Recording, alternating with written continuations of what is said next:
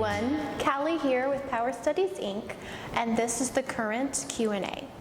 This month on the current Q&A, we're talking about FR versus AR PPE, and we're asking what is the difference between the two. To help us with that question, we have Audra Justice, electrical engineer for Power Studies Inc. Hi, Audra. Hi, Callie. Audra, can you define FR and AR PPE for us? Sure. So FR means flame resistant and AR means arc rated.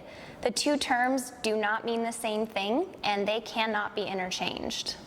Ah, well, how do I know if the clothing I'm wearing is arc rated or FR? Well, clothing labels on PPE is very specific. So if it is flame resistant and arc rated, it'll say so. In addition, if it's arc rated, it'll have extra information on the label, including how many calories per centimeter squared it is rated for, and also if it is compliant with the American Society of Testing and Materials F1506 standard and others. So what if I'm looking at my clothing label and it says that my PPE is arc rated and compliant with NFPA 70E? Isn't that good enough?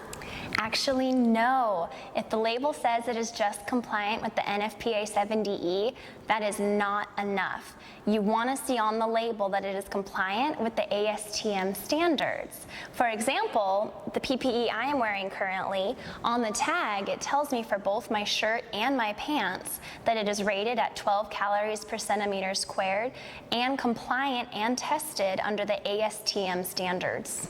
Wow. Well, that seems pretty straightforward. So why is there so much confusion today between FR and AR PPE?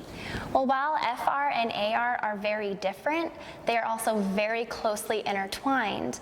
So clothing that is arc resistant, arc rated, will always be flame resistant, but flame resistant clothing will not always be arc rated.